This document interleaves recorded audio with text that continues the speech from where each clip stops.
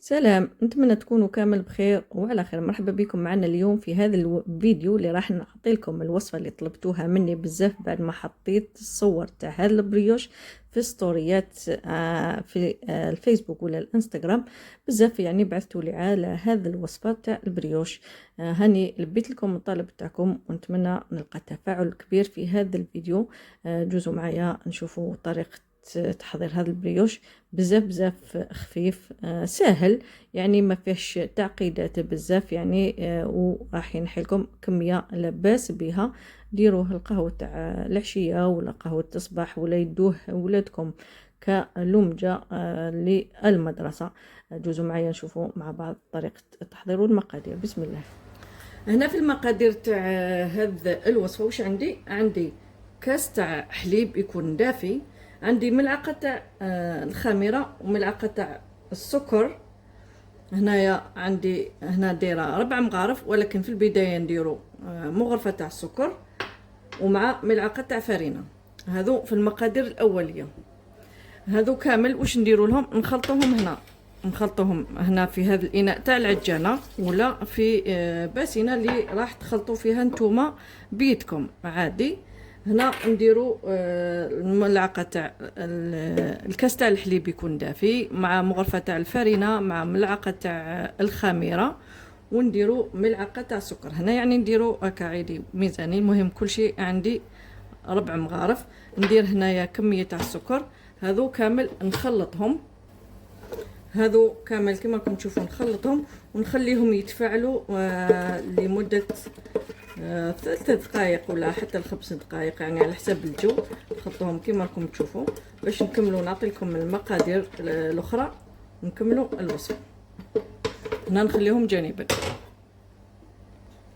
وهنا مع باقي المقادير واش عندي ملعقه تاع لافاني، عندي ملعقه صغيره ماشي معمره تاع الملح، عندي 2 مغارف تاع المزهر، 2 مغارف تاع الخل الابيض، عندي 2 بياض تاع البيض والصفا راح نسحقوه من قبل او هنايا راح ندهنوا به من بعد.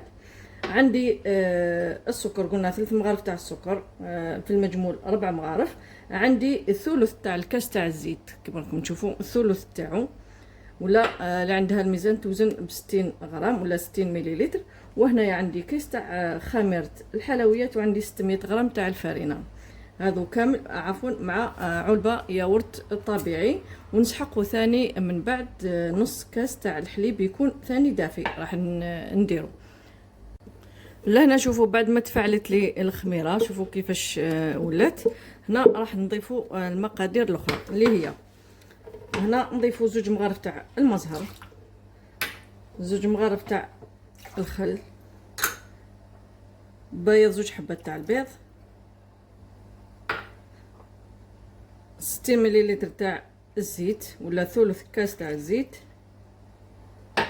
نضيفوا ملعقه تاع لافاني، نضيفوا الملعقه الصغيره تاع الملح ماشي معمره يعني. نضيفوا هنا السكر اللي قلنا 4 مغارف، درنا المغرفه الاولى مع الخليط تاع الحليب والخميره، و3 مغارف اللي بقاو درتهم هنايا درك. ونضيفوا العلبه تاع ياورت طبيعي،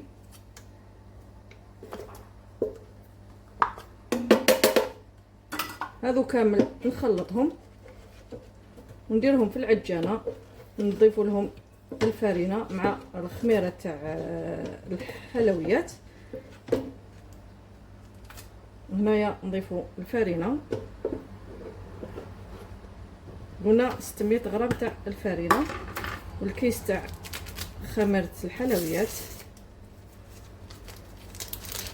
هذو كامل نعجنوهم مع بعض.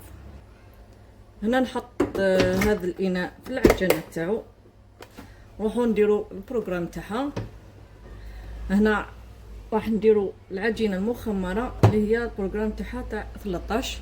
نبزو غير هنايا، يعني بزاف يقولوا لي لهذه الاله ما عرفنا لهاش. نديرو في البروغرام 13 تعطينا ساعه وربع.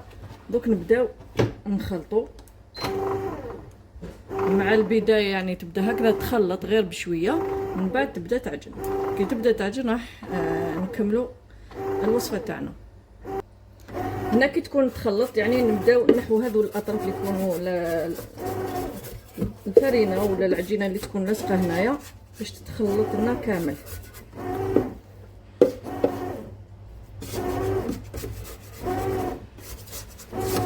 يعني اللي ما عندهاش العجانه ما تلقاش سبه ولا تقدر ديرو بيدها نورمال تخلط بنفس الطريقه تاع هاد العجانه، تخلط بيدها برك. دوك نكملوا الطريقه. لهنايا بدات تعجن، شوفوا كيفاش راهي تعجن. دوكا نخلوها تعجن لها واحد 5 دقائق حتى 8 دقائق باش نضيفوا لها نص كاس تاع الحليب باش نتحصلوا على عجينه. شوفوا راهي هكذا، راهي يعني يابسه، ماشي يابسه ولكن راهي مازال خاصها سوائل. راح نضيفوا لها نص كاس تاع حليب اكيد يكون دافئ. وكان نغلقوا عليها ونخلوها تعجن. هنايا بعد ما عجنتها نبداو نضيفوا نص كاس تاع الحليب، نضيفوه بالتدريج، يعني نديروا ونخلوها تعجن، من بعد نزيدوا يعني على 3 ولا 4 مرات، وحنا نديروا الحليب باش تولي لنا العجينه طريه.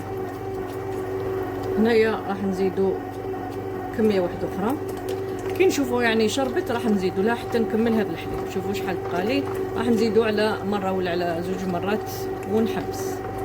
وانا نضيف الكميه الاخرى تاع الحليب، نخلوها حتى تتلم لنا العجينه كامل وتشرب لنا هذا الحليب. نضيفوا لها ملعقه كبيره تاع المارغرين ثاني، نضيفوها على دفعات. هنا عندي ملعقه كبيره هكذا معمره تاع المارغرين تكون طريه. نبداو نزيدو غير بشويه، نزيدو حتى نشوفوها تخلطت مليح مليح، يعني دخلت كامل في العجينه. ونزيدو يعني نقسموها على 3 مرات وحنا نزيدو.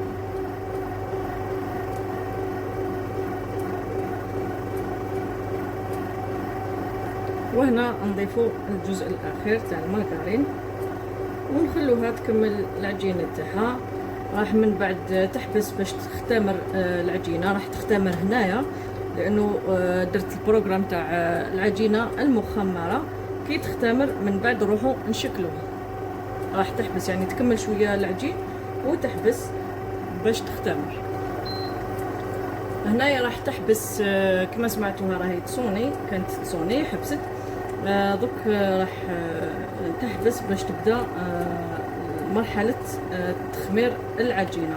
هنا بالنسبه لهذه الاله العجينه راح تخمرها لنا على 2 خطرات، يعني تخمرها واحد 20 دقيقه هكذاك، من بعد تعاود تنوض تخلطها وتعاود تحبس باش تعاود تخمر. يعني نفس الطريقه اللي نديروها اذا عجنتوها باليد. اذا عجنتوها باليد تخلطوها مليح مليح وديروا نفس المراحل، تعجنوها على اليابس واحد 10 دقائق 8 دقائق 10 دقائق.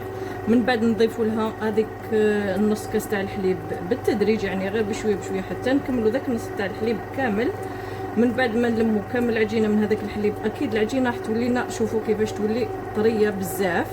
نضيفوا لها هذيك الملعقه تاع المارغرين بدرجه حراره المطبخ على مراحل ثاني. ومن بعد نلموها مليح ونخلوها تختمر. هذه بالنسبه لليد نخلوها تختمر المره الاولى، نخسروا لها الخمير تاعها، نزيدوا نخلوها تختمر المره الثانيه ونخسروا لها الخمير تاعها، نبداو نشكلوها. بالنسبه لي انا راح نخليها هذه الاله هي اللي راح تدير هذه المراحل. يعني هنايا بعد ما خمرت لي العجينه للمره الثانيه راح ندير هنا شويه زيت في يدي ونديرها على طاوله العمل ونحيها من هذا الاناء. نحكموا الميزان، راح نوزن عجينه تاعي 40 غرام. بالنسبه للعجينه راهي طريه، نطيبها في ليمون هذوك تاع لي طرطولات تاع الالومنيوم. دهنتهم بالزيت كما راكم تشوفوا، دهنتهم بالبنسو بالزيت، وحكمت شوكولا تختيني درتها في جيب حلواني هكذا باش تسهل عليا اني نحشي بها هذا البغيوش تاعنا. نحكمو كبيره هكذا، نحاولوا نخبزو هكذا على شكل دائره. نديروا هذيك الشوكولا تختيني ونغلقوا عليها كامل من الاطراف، ونديروا الجهه المفتوحه من التحت يعني في المول باش ما تتفتح لناش. هكذا نكملوا كامل العجينه تاعنا ونحطوها في ليمول ونخبزوها شويه، يعني هكذا نخبزوها شويه ونخلوها تختمر باش ندهنوها بصفار البيض. بالنسبه للعجينه الاخرى يعني ما كفونيش ليمول درتهم، تقدروا ديروها في هذا ليمول تاع لي كاب كيك ولا المادلين، نفس الشيء تدهنوهم بالبنسول كامل بالزيت وتديروا فيهم. بالنسبه لصفار البيض، عندي زوج صفار البيض. البيض اللي درناه في العجينه، درت ملعقه صغيره تاع قهوه سريعه الذوبان مع شويه حليب وشويه مزهر، خلطتهم مليح مليح وضفتهم لهذا صفار البيض، خلطته مليح ودهنت العجينه تاعي ولا البريوش تاعي بعد ما اختمرت مليح مليح. يعني ندهنوا غير بالعقل بالبانسو باش ما يخسرناش الشكل تاعها. نكملوا كامل ندهنوهم هكذا، ومن بعد نزينوهم بالجلجلان الابيض. يعني ما نديروش محمص لانه راح يتحمص لنا كي طيبنا البريوش. كي ديروا محمص راح يتحرق لكم وما يعطيكمش ذوق مليح. نكملوا كامل بهذه الطريقه. نفس الشيء بالنسبه لهذوك العجينه اللي طيبتها في هذا الليمول تاع المادلين ولا الكاب كيك، نفس الشيء نخلوهم يختمروا وندهنوهم بصفار البيض. هنا بعد ما دخلت العجينه تاعي طابت ولا البريوش تاعي طاب، يعني الاطراف هذوك ديرهم غير بالسكين هكذا، يعني الاطراف على جال هذاك صفار تاع البيض يكون لاصق في الليمول، سينو ما تلصق لكمش كامل لانه دهنا كامل الليمول بالزيت.